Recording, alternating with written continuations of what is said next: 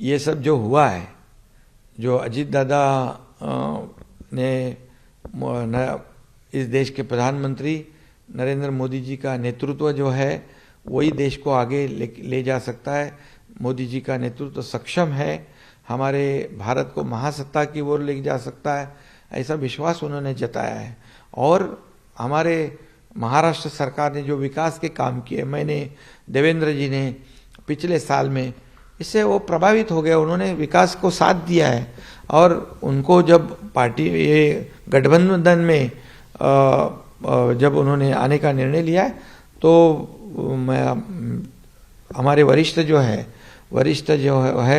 देवेंद्र जी, मैं और वरिष्ठ नेता जो है, उन्होंने सब विश्वास में लेके हमने किया ये निर्णय लेना, क्योंकि उन्होंने हमारी जो भूमिका है, हमारी सरकार बनाते वक्त हम बाला साहब के विचारधारा को आगे ले जा रहे हैं, हिंदुत्व की विचारधारा को आगे ले जा रहे हैं, उसी के साथ विकास को जोड़ रहे हैं। और पिछले साल में इतने बड़े पैमाने पर विकास हुआ है इस राज्य में कि वो अजीत दादा ने खुद ही स्वीकृत किया है कि ये विकास भी हुआ है और विकास को हम साथ दे रहे हैं। और राज्य में डबल इंजन की सरकार जो हम कहते, अजीत दादा के भी वही विचार है, तो इसीलिए वो साथ में आए हैं। और आगे तो और काम होगा, मजबूती से काम होगा। और इसमें ये तो सब रूमर है, ये अफवाह है। ये इस्तीफा देना, क्या प्रतिक्रिया थी आपके मन में, क्या लगा आपको?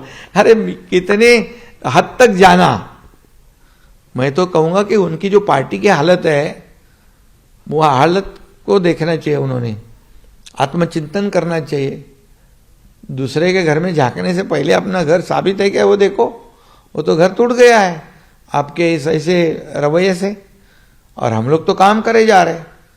मेरी भी कल हमारे विधायक और सांसद जी से बैठक हो गई, उन्होंने भी कहा कि क्या है ये राजनीतिक वो जो प्लस का जो गणित होता है, ये समीकरण मराठी में कहते हैं बेरजेचं राजकारण, इसमें ये सरकार तो पहले से कहते हैं कि सरकार गिरने वाला है, सरकार जाएगा, मुख्यमंत्री जाएगा। वो तो जब सरकार का शपथ विधि हुआ तभी से वो चल रहा है, लेकिन दिन पे दिन ये सरकार मजबूत हो रहा है, मजबूत होते जा रहा है। आज 200 के पार हो गया हमारे विधायक तीनों पार्टी के मिलके।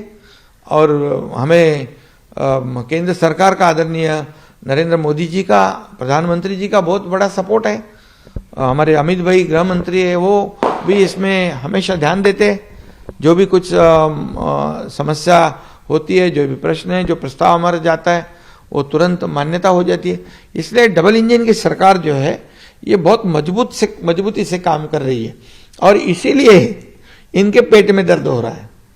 शिवसेना के कुछ विधायक निराश हैं कि उन्हें मंत्री पद नहीं मिलेगा या जितनी संख्या मिलनी चाहिए उतनी नहीं मिलेगी। इसको लेकर के आपने कहा कि बैठक हुई है, तो क्या उनमें निराशा है, कैसे में निराशा है? देखिए, उनको सब बातों जो भी हुआ है सब उनको बता दिया है, क्योंकि हम लोगों ने तो शुरुआत में सरकार में से बाहर चले गए थे, हम सत्ता में से सत्ता को छोड़कर चले गए थे। हमें क्या मालूम था क्या होने वाला आगे, लेकिन एक विचारधारा लेकर, एक भूमिका को लेकर हम लोग सरकार से सत्ता से बाहर निकले थे। तो हम सत्ता के लालच में, कुर्सी के लालच में हम लोग ने निर्णय नहीं लिया है जो पहले लिया था, जो पहले सिर्फ सत्ता की लालच में निर्णय लिया था, कुर्सी की लालच में लिया था। हमारे विधायक लोगों ने तो क्या होगा आगे इसका भी कोई परवाह नहीं की थी। तो इसलिए ये जो अजीत पवार और उनके सहयोगी जो है वो साथ में आने से सरकार और मजबूत हो गया है और जोर से इस राज्य का विकास होगा। हम लोग देखिए, हम आम आदमी को बढ़ावा दे रहे हैं। यह हमारी सरकार जो है आम आदमी की, सर्वसामान्य लोगों के भलाई वाली सरकार, यही हमारा एजेंडा है। और मैं भी एक तो आम आदमी हूँ, मैं किसान का बेटा हूँ, एक ग्रास रूट से आया हूँ और इतना सब काम हो रहा है, तेजी से डेवलपमेंट हो रहा है। हमारी सरकार जो है प्रो डेवलपमेंट है, प्रो पीपल है। और देखते हैं आप कितने बड़े बड़े पैमाने पर इंफ्रास्ट्रक्चर चालू है काम। देश में नंबर 1 का इंफ्रास्ट्रक्चर राज्य में शुरू है। फॉरेन डायरेक्ट इन्वेस्टमेंट जो है वो जब महाविकास आघाड़ी की सरकार थी कि तो गुजरात और कर्नाटक आगे गए थे। जैसे मैं और देवेंद्र जी सरकार हमने बनाई तो फिर हम लोग नंबर 1 पे आए। तो ये लोग चाहते हैं कि काम, और लोगों को चाहिए डेवलपमेंट, और ये डेवलपमेंट के मुद्दे पे ही और मोदी जी के नेतृत्व के माध्यम से ही अजीत दादा पवार और हमारे साथ आए, उनका हम लोगों ने स्वागत किया है। सर, शिवसेना उभाटा की तरफ से फिर एक बार दावा किया गया है कि आपके कुछ विधायक मातोश्री के संपर्क में है और वो वापसी करने के लिए देख रहे हैं, उनके बारे में विचार किया जा रहा है, लेना है कि नहीं? अरे 200 से ज्यादा इधर विधायक है, इधर इतनी मजबूत सरकार है।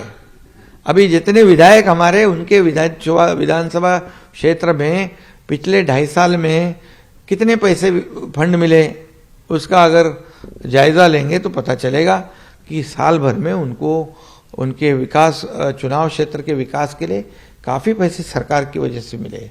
सरकार ने उनको फंड्स दिए हैं, सरकार ने उनके चुनाव क्षेत्र के कई प्रकल्प है उसे मान्यता दी है, काम शुरू हो गए। तो जहां घर में बैठने वाले सरकार, घर में बैठने वाले मुख्यमंत्री के पास कौन कभी जाता है क्या उल्टा? ये तो अफवाह है, उन्होंने नाम तो बताना चाहिए कौन है उनके संपर्क में। ये तो अफवाह पहले दिन से है, शुरुआत से जब हम गुवाहाटी में थे तब से है। इतने लोग हमारे संपर्क में हैं, एक भी का नाम नहीं बताया। अभी बताओ, मेरी चैलेंज है। और हमारे सभी विधायक जो है चुनाव क्षेत्र में काम हो, विकास हो, जिन्होंने उनको चुन के दिया है उनको न्याय मिले, यही भावना हमारे विधायक लोगों की है और सांसद जी के है, वो हम कर रहे हैं। शिवसेना सरकार में है, भाजपा सरकार में है, एनसीपी भी आ गई है। अब लोग कह रहे हैं कि कांग्रेस से भी कुछ लोग सरकार में आने के लिए उत्सुक हैं और उनसे कुछ बातचीत चल रही है। अशोक चौहान का भी नाम आ रहा है सामने। नहीं, अभी मुझे पता नहीं उस पर, अभी मेरी किसी से चर्चा नहीं हुई है। लेकिन ये सरकार बहुत मजबूती से काम कर रहा है। 2024 के लोकसभा का चुनाव जो होगा वो आदरणीय नरेंद्र मोदी जी प्रधानमंत्री, उनके नेतृत्व में इस महाराष्ट्र में 45 प्लस ये सीटें आएगी। इतनी बड़ी ताकत है और इतने बड़े बड़े काम हम लोगों ने किए हैं। और इसके बाद जो विधानसभा का चुनाव है उसमें भी पूरे थम्पिंग मेजोरिटी से अभी हमारे पास 200 से ज़्यादा लोग हैं। तो निश्चित रूप से ये ऐतिहासिक रिकॉर्ड ब्रेक दोनों चुनाव हो गए और इसी से डर गए सामने वाले, और इसी से ऐसे उठपटांग बातें करते, मुंगेरी लाल के हसीन सपने देखने दो उनको। सर, एक आखिरी सवाल, 3 पार्टियां एक साथ हैं तो आने वाले दिनों में स्थानीय निकाय चुनाव भी होंगे, विधानसभा चुनाव आने वाले हैं, लोकसभा चुनाव है, तो उसमें सीटों के बंटवारे को लिए कोई फॉर्मूला है? क्योंकि लोगों में सबसे बड़ा संभ्रम है कि सीटें कैसे बटेंगी, उस पर विवाद होगा। देखिए, लोकसभा विधानसभा चुनाव में तो कोई दिक्कत नहीं है, जो है विधायक उनकी सीटें बरकरार रहेगी, जो बचेंगे उसमें हम तीनों मिलके ये कर लेंगे, कोई प्रॉब्लम नहीं है, बिल्कुल प्रॉब्लम नहीं आएगा। स्थानिक निकाय वहाँ के जो स्थानिक जैसे वहाँ का परिस्थिति वैसे जैसे जैसे होगे वो उसके ऊपर निर्णय लेंगे।